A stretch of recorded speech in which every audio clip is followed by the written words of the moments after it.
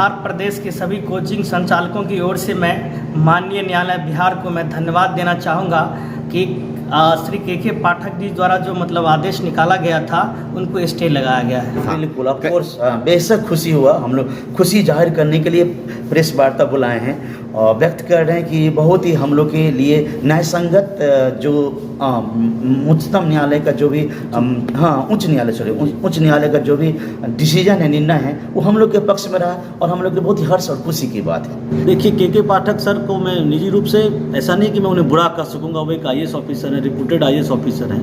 उनका जो ध्येय रहा होगा कि बच्चे ज़्यादा से ज़्यादा संख्या में सरकारी स्कूलों में जाएं, वहाँ पर उपस्थिति बढ़े, वहाँ पर शिक्षा में सुधार हो।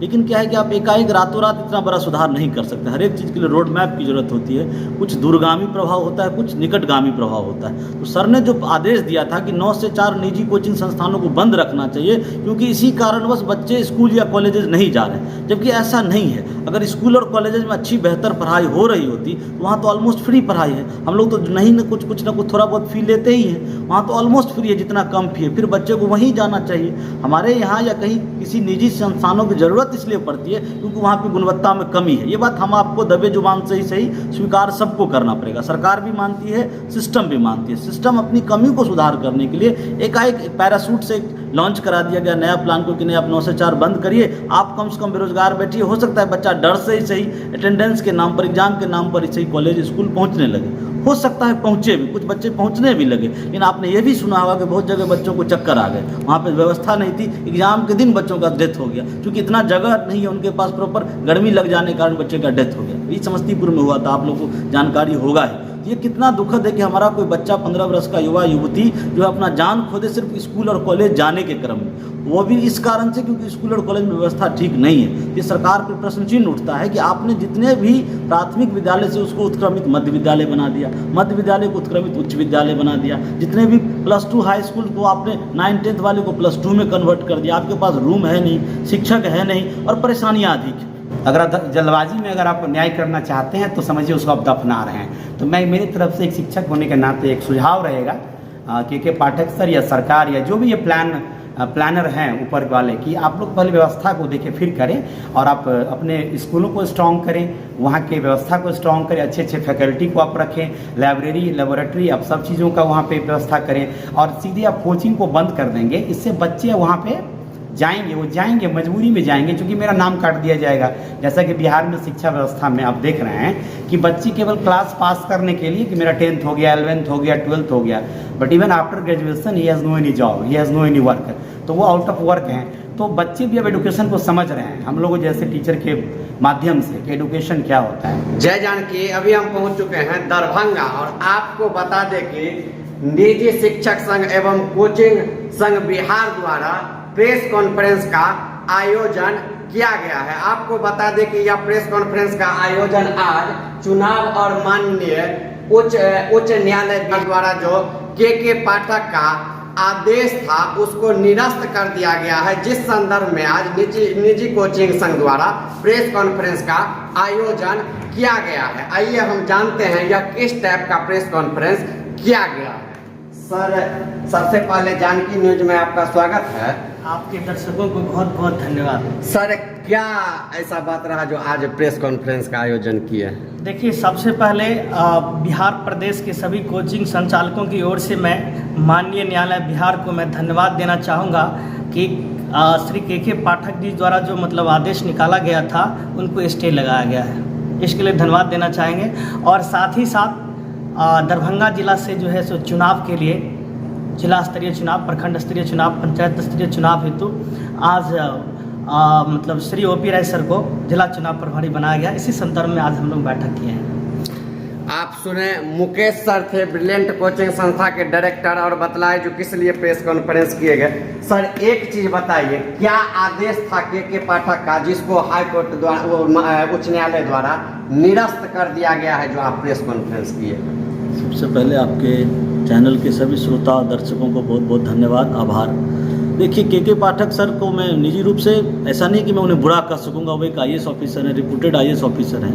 उनका जो ध्येय रहा होगा कि बच्चे ज़्यादा से ज़्यादा संख्या में सरकारी स्कूलों में जाएं, वहाँ पर उपस्थिति बढ़े, वहाँ पर शिक्षा में सुधार हो। लेकिन क्या है कि आप एकाएक रातों रात इतना बड़ा सुधार नहीं कर सकते। हर एक चीज़ के लिए रोड मैप की जरूरत होती है। कुछ दूरगामी प्रभाव होता है, कुछ निकटगामी प्रभाव होता है। तो सर ने जो आदेश दिया था कि 9 से 4 निजी कोचिंग संस्थानों को बंद रखना चाहिए, क्योंकि इसी कारणवश बच्चे स्कूल या कॉलेजेस नहीं जा रहे हैं, जबकि ऐसा नहीं है। अगर स्कूल और कॉलेजेस में अच्छी बेहतर पढ़ाई हो रही होती तो वहाँ तो ऑलमोस्ट फ्री पढ़ाई है। हम लोग तो नहीं न कुछ ना कुछ थोड़ा बहुत फी लेते ही हैं, वहाँ तो ऑलमोस्ट फ्री है, जितना कम फी है। फिर बच्चे को वहीं जाना चाहिए। हमारे यहाँ या कहीं किसी निजी संस्थानों की ज़रूरत इसलिए पड़ती है क्योंकि वहाँ पे गुणवत्ता में कमी है। ये बात हम आपको दबे जुबान से ही सही स्वीकार सबको करना पड़ेगा। सरकार भी मानती है, सिस्टम भी मानती है। सिस्टम अपनी कमी को सुधार करने के लिए एकाएक पैराशूट से लॉन्च करा दिया गया नया प्लान को कि नहीं, आप 9 से 4 बंद करिए, आप कम से कम बेरोजगार बैठिए। हो सकता है बच्चा डर से ही सही, अटेंडेंस के नाम पर, एग्जाम के नाम पर ही सही कॉलेज स्कूल पहुंचने लगे। हो सकता है पहुंचे भी, कुछ बच्चे पहुंचने भी लगे। लेकिन आपने ये भी सुना होगा कि बहुत जगह बच्चों को चक्कर आ गए, वहाँ पे व्यवस्था नहीं थी, एग्जाम के दिन बच्चों का डेथ हो गया, क्योंकि इतना जगह नहीं है उनके पास प्रॉपर, गर्मी लग जाने के कारण बच्चे का डेथ हो गया। ये समस्तीपुर में हुआ था, आप लोग को जानकारी होगा ही। ये कितना दुखद है कि हमारा कोई बच्चा 15 वर्ष का युवा युवती जो अपना जान खो दे सिर्फ स्कूल और कॉलेज जाने के क्रम में, वो भी इस कारण से क्योंकि स्कूल और कॉलेज में व्यवस्था ठीक नहीं है। ये सरकार पर प्रश्न चिन्ह उठता है कि आपने जितने भी प्राथमिक विद्यालय से उसको उत्क्रमित मध्य विद्यालय बना दिया, मध्य विद्यालय को उत्क्रमित उच्च विद्यालय बना दिया, जितने भी +2 हाई स्कूल को आपने 9-10th वाले को +2 में कन्वर्ट कर दिया। आपके पास रूम है नहीं, शिक्षक है नहीं, और परेशानियाँ अधिक हैं। उस क्रम में चाहिए सरकार को या सिस्टम को या माननीय पाठक सर के आदेश को कि भाई आप सिस्टम से धीरे धीरे चलिए, 2 साल का 3 साल का टारगेट लीजिए, सुधार जरूर हो। हम लोग भी चाहेंगे कि बिहार का शैक्षिक स्तर बढ़े, बिहार में जॉब अधिक से अधिक क्रिएशन हो और यहाँ के लोग उद्यमी, बेहतर उद्यमी बन सकें। तो मेरा मानना है कि पाठक सर का जो प्रयास था वो जल्दबाजी में लिया गया फैसला था, और इसलिए अब सरकार के इस फैसले को कोर्ट ने चुनौती देते हुए समझाया है कि ये काम न्यायालय का है, उच्च न्यायालय का काम है कि क्या काम किस घड़ी में कितने देर के लिए होना चाहिए। इस बात का समय का स्पष्टीकरण करने का आधार सरकार के पास नहीं है। इसलिए ये पहला पड़ाव है, निजी शिक्षकों की जीत हुई है, खुशी आई है थोड़ी सी चेहरे पर, हमको लगता है महीनों बाद रौनक आई है, 2-3 महीने बाद, कि अब स्टे लग गया है। कम से कम इस रोक को फिलहाल जो है निलंबित किया जाए और आगे धीरे धीरे इसमें क्या सुधार किया जा सकता है, हम लोग और प्रयास कर रहे हैं कि कैसे निजी शिक्षकों का भविष्य बेहतर हो सके। आप सुने RK राही सर हैं और इन्होंने बतलाया कि KK पाठक का जो आदेश था, जो सुबह 10 बजे से लेकर 4 बजे तक कोचिंग को बंद रखना है, उसी आदेशों को हाई कोर्ट ने नकार दिया है। और हाई कोर्ट ने साफ शब्दों में कहा है कि किसी भी तरह का निर्णय लेने के लिए न्यायालय सक्षम है और न्यायालय अपना न्याय सुनाएगा। सर कहिए क्या कहना चाहेंगे? आज आप लोगों का जीत हुआ है, उच्च न्यायालय से संघर्ष करते थे, KK पाठक जी को व्यवस्था करना चाहिए कॉलेज में, तो कॉलेज में छात्रों के लिए व्यवस्था ना करके निजी कोचिंग संस्थाओं पे बैन लगा रहे हैं, लेकिन उसे न्यायालय ने नकार दिया है। कैसा महसूस कर रहे हैं? देखिए, आज तो मैं एक लाइन में कहूँ तो आज दिवाली की शुरुआत हो चुकी है निजी शिक्षकों के जीवन में, क्योंकि कहीं न कहीं से जो भी हमारा काम है, रोज़मर्रा की काम है, बच्चों को पढ़ाना, सुबह हम लोग उठते हैं और बस दिमाग में यही चलते रहता है कि कौन सा बच्चा मेरा कमज़ोर है, कितना उस पर मेहनत करना है और आगे बढ़ाना है। इसीलिए ये तो बहुत ही खुशी का बात है। और जहाँ तक अगर आप KK पाठक सर की बात कर रहे हैं, तो KK पाठक सर जो भी निर्देश दिए थे, मैं ये नहीं कह रहा हूँ कि ये निर्देश गलत था, लेकिन ये जो निर्देश था ना, ये बहुत जल्दबाजी में वो दे दिए, क्योंकि किसी भी काम को अच्छे से संपादित करने के लिए सबसे पहले उसके व्यवस्था को देखना पड़ता है। अगर आपके पास व्यवस्था नहीं है तो आप स्कूल में बच्चे को बुला करके उसको आप एडुकेट नहीं कर सकते हैं। शिक्षा देना या लेना, ये दोनों बहुत ही शांतिप्रद माहौल में होना चाहिए। और जैसा कि मुझे भी कई शिक्षकों से बात होती है जो कि हाई स्कूल के टीचर हैं, 9, 10, 10+2 के, वे लोग त्रस्त हैं उनके व्यवस्था को देख करके कि सर स्कूल में न बेंच है न डेस्क है, हम कहाँ बैठाएं, उसका कोई ये ठीक नहीं है, और बस बच्चे को बुलाया जा रहा है। और एक बात और, अभी जो मंथली टेस्ट का जो प्रक्रिया स्टार्ट किया जा रहा है, जहाँ मैं अनंतपुर में मेरा कोचिंग है, और वहाँ के कॉलेज, बगल के जो कॉलेज है, वहाँ के बच्चे रोते हुए आते हैं कि सर 10 बच्चे में एक क्वेश्चन दिया जाता है, सर बोला जाता है कि आप क्वेश्चन को मोबाइल से फ़ोटो खींच लो और जो मैंने लिखो फिर चले जाओ। तो ये कौन सा परीक्षा है सर? परीक्षा का मतलब होता है कि पूरे तरीके से अच्छे से आपको उसका व्यवस्था करने चाहिए।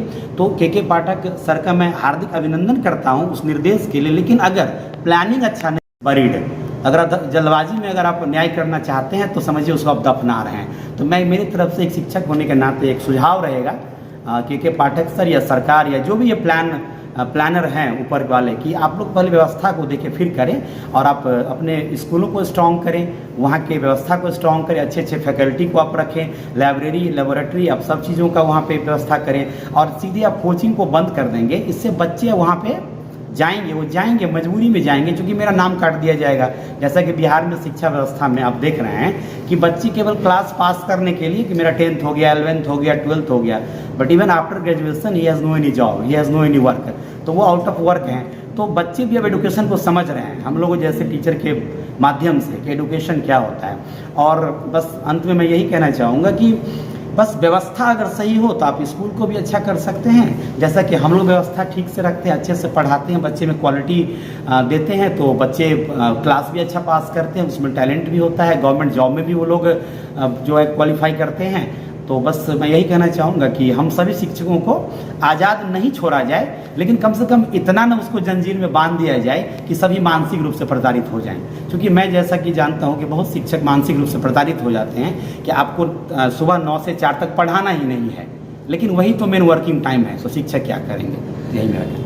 आप सुने राठौर सर से जो इन्होंने बताया पूरा प्रेस कॉन्फ्रेंस के बारे में जानकारी दी, और आपको बता दें कि आज यह प्रेस कॉन्फ्रेंस के माध्यम से दरभंगा के famous teacher shining star of Bihar से सम्मानित आदरणीय गुरुजी ओपी राय सर को चुनाव प्रभारी नियुक्त किया गया। हम सर से जानना चाहेंगे यह चुनाव प्रभारी सर को आज मनोनीत निजी शिक्षक संघ द्वारा किया गया है। सर के चुनाव प्रभारी बनने से किनको फायदा मिलेगा और किस टाइप से सर काम करेंगे। सर सबसे पहले जानकी न्यूज में आपका स्वागत है। आपको भी धन्यवाद सर। सबसे पहले बहुत बहुत बधाई आपको, आज आपको निजी शिक्षक संघ द्वारा चुनाव प्रभारी मनोनीत किया गया है।